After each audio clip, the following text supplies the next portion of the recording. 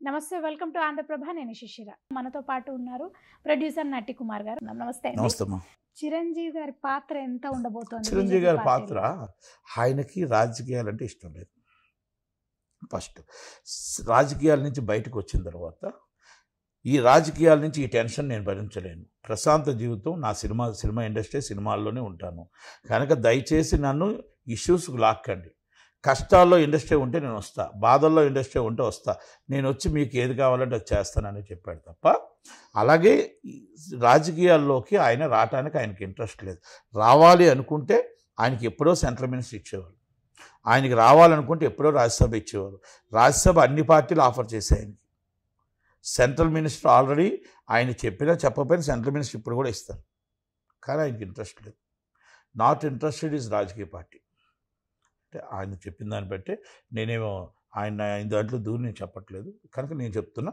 కనుక ఆ విధంగా ఒక మంచి అందరితో మంచి కార్యక్రమాల్లో అందరూ అన్నింటిలో కలవాలి, అందరూ మనవాళ్ళు అవ్వాలి అనే ఒక పార్టీ తరపున కాదు, అందరూ మనవాళ్ళుగా ఉండాలనేది ఒకటి.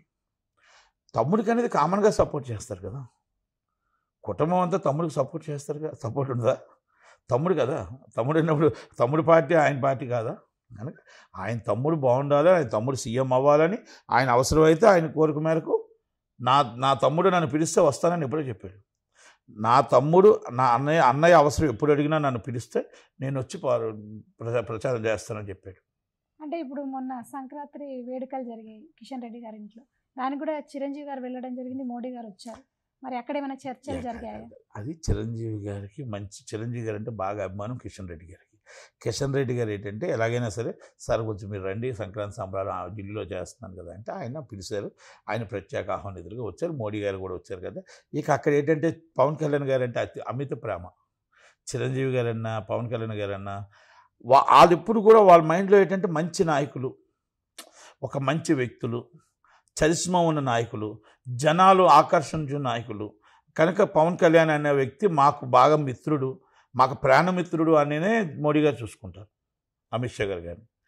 దాని బ్రదర్గా చిరంజీవి గారు బాగా మంచి వ్యక్తి కనుక అందుకని ఆయన పక్కకు పిలిచి పక్కన కూర్చోబెట్టుకొని అంత ఆప్యాయంగా మాట్లాడుకోవడం జరిగింది. అంతే తప్ప ఆయన రాజకీయాల కోసం మాట్లాడాలని అనుకోను. కానీ ఏమన్నారంటే మీరు అది చెప్తున్నారు, సీజ్ ద సిప్ అని ఆయన అన్నారు, కానీ అంతకు 2 రోజుల ముందు రోజు అది ఆల్రెడీ జరిగిపోయింది. పవన్ కళ్యాణ్ గారు ఓన్లీ అక్కడికి వెళ్ళి అలా చెప్పారు జస్ట్ వీడియో కోసం అని కూడా వార్తలు వచ్చాయి. తప్పు. దాని మీద మీరేమంటారు? ఆయన ఆల్రెడీ కలెక్టర్ గారికి పర్మిషన్ వచ్చిన తర్వాత, కలెక్టర్ గారికి ఇన్ఫర్మేషన్ వచ్చిన తర్వాత, ఇన్ఫర్మేషన్ తర్వాత దాంట్లో నేను ఆ పూర్తి భాగం అంతా కూడా ఆ కంప్లైంట్ నేను లోకేష్ గారికి ఇచ్చాను. కాకపోతే నా కాగితం పక్కన పడేశారు. ఆ తర్వాత హైలైట్ ఈ కేసు దీంట్లో 8 నెలల నుంచి నేను పోరాడుతున్నా. ఇది రేషన్ బియ్యం మీద పోరాడుతున్న వ్యక్తిలో నేనే ఫస్ట్. అది ఫస్ట్ నుంచి అంచెంచులుగా పోరాడుతున్నాయి. ఇచ్చాపురం నుంచి అప్ టు సోలూరుపేట దాకా ఈ రేషన్ బియ్యం ఎలాగెళ్తుంది, ఎక్కడ స్ట్రీమ్ జరుగుతుంది, ఎంతెంత కొంటున్నారు, ఇవన్నిటి మీద నేను ఇన్వెస్టిగేషన్కి వెళ్ళి నేను మామూలుగా ప్రజా దర్బార్ అని ఒకటి పెట్టారు. ఆ ప్రజా దర్బార్లో లైన్ కట్టి 6 గంటలకు వెళ్ళి లైన్ కట్టి మళ్ళీ మామూలుగా వెళ్తే బాగోదేమో అని లైన్ కట్టి వెళ్ళి కాపలా కాసి ఆయనకి ఇచ్చారు. అది కింద పడేశారు. తర్వాత మరుసటి రోజు 3 రోజుల తర్వాత సీజ్ ద సిప్ అని వెళ్ళారు. సేమ్ కంటెంటే. ఇది నేను లోకేష్ గారికి ఇచ్చాను. ఇది లోకేష్ గారు పట్టించుకోలేదు. ఆయన దాన్ని కలెక్టర్ గారు ఒక ఇన్ఫర్మేషన్ ద్వారా కలెక్టర్ గారు తెలిసి కలెక్టర్ గారు ఇమీడియట్గా ఎంక్వైరీకి వెళ్ళారు. ఎంక్వైరీకి వెళ్ళిన వెంటనే ఇది పవన్ కళ్యాణ్ గారికి ఇంటిమేషన్ చేసిన పవన్ కళ్యాణ్ గారు అదార్ట్గా వెళ్ళారు. వెళ్ళి అప్పుడు ఆ సిప్ని ఆపారు. సిప్ ఆగలేదు. సిప్ని మొత్తం టోటల్గా లోడింగ్కి వెళ్ళి చెక్ చేసి ఆపారు.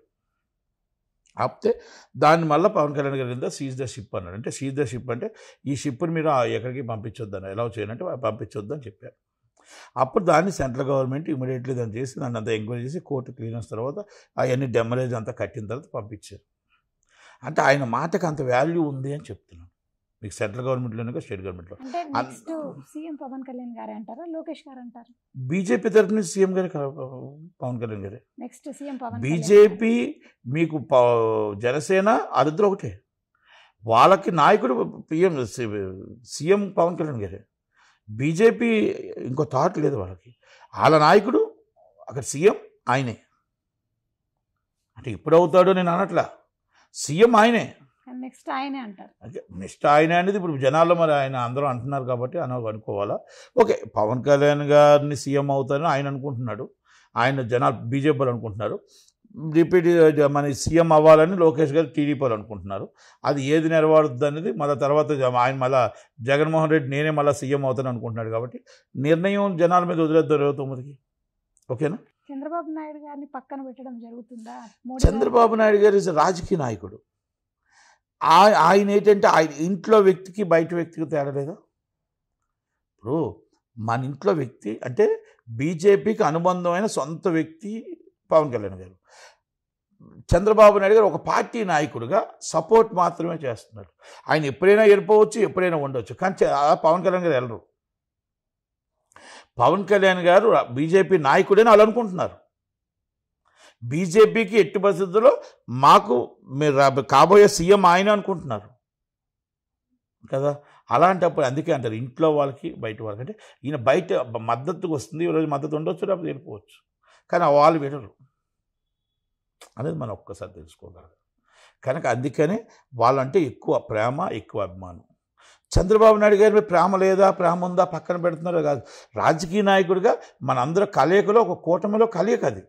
ఆ కలయికలో ఆయనకి ఎంత సపోర్ట్ ఉందో అంత సపోర్ట్ ఉంటుంది. కానీ ఏ సపోర్ట్ ఉన్నా పవన్ కళ్యాణ్ గారికి ఎక్కువ సపోర్ట్ ఉంటుంది. బీజేపీ పవన్ కళ్యాణ్ గారు చెప్పిన మాట వేదం ఉంటుంది కన్ఫర్మ్ దాంట్లో. అంటే వాళ్ళ ప్రేమ ఆయన మీద అంత ఉంటుంది. పెద్ద కొడుకు చిన్న కొడుకు అంటారు కదా, అలాగే ఆ ప్రేమ వాళ్ళ మీద ఎక్కువ ఉంటుంది. అంటే ఆయన నాయకత్వంలో బీజేపీ ఇక్కడ అభివృద్ధి చెందుతుందని వాళ్ళ నమ్మకం. ఓకే అండి. సౌత్లో. Okay, south. థ్యాంక్ యూ అండి. Thank you.